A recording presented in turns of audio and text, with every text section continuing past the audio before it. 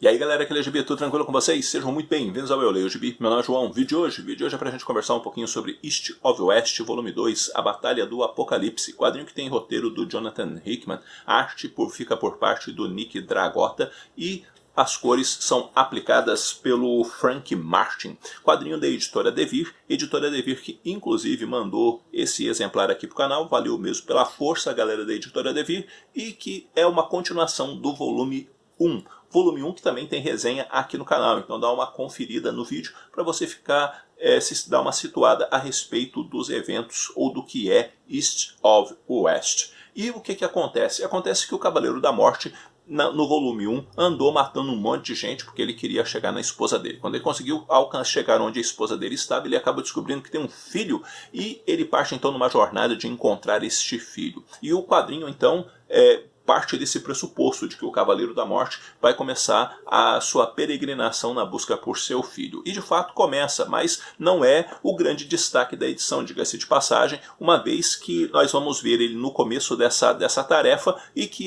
ele vai encontrar algumas pistas de onde realmente o filho dele está. Mas o filho dele está escondido num determinado lugar porque o filho dele é impercebido, é enxergado como se ele fosse a besta do Apocalipse. Não só isso, a publicação ainda vai apresentar pra gente o mundo de East of West, porque mais ou menos essa é a grande questão dessa edição. O Jonathan Hickman não dá necessariamente uma sequência assim na história onde ele vai desenvolver muita coisa na narrativa. Não vai nessa edição. Nessa edição ele procura pontuar elementos políticos, elementos geográficos e também trazer vários flashbacks para mostrar alguns elementos que fazem parte da narrativa, justamente para poder mostrar o que posteriormente ele deve fazer quando ele fizer com que essas informações se cruzem e como que isso será trabalhado adiante. Então é uma edição que tem bem pouca ação na verdade, mas tem bastante informação,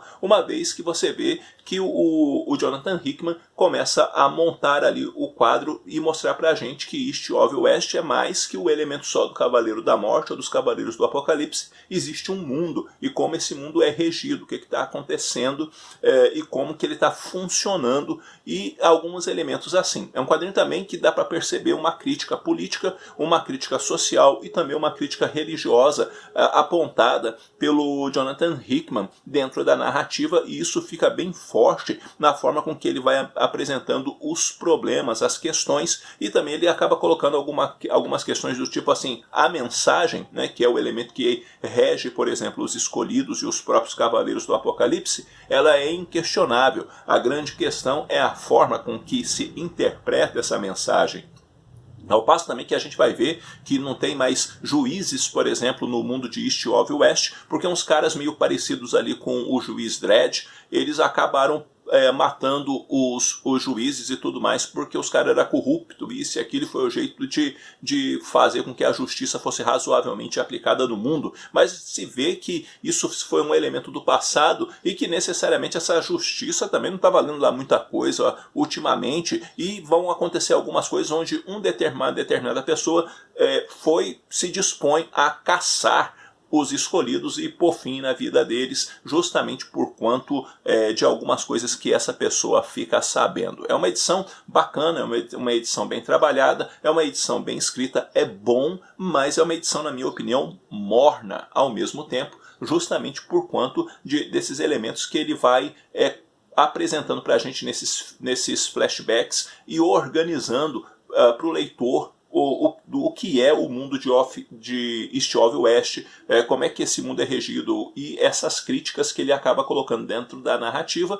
E o Cavaleiro da Morte, por sua vez, também acaba pagando ali um preço bem alto para poder obter informações a respeito do filho dele. Mas como eu disse, acabou sendo uma edição um pouco mais morna, justamente por conta desse volume de informação que acaba, digamos assim, dando uma travada na leitura, ou não na leitura necessariamente, mas no progresso da história, né? Então ela pouco andou por conta dessas informações que o Jonathan Hickman foi apresentando. Isso mostra planejamento, mas também como ela andou pouco, também mostra que ficou um pouco travado a história por quanto desses dados apresentados pelo Jonathan Hickman dentro da narrativa. Que nota que eu dou para essa edição? Eu dou uma nota nota 8. Acho sim que vale a pena, acho que é uma publicação muito bacana e que deixa um gancho assim para o próximo volume que chama bastante a atenção e que passa a impressão de que teremos aí muita ação, muita aventura no encadernado seguinte, tá? Mas esse eu achei ele um pouco assim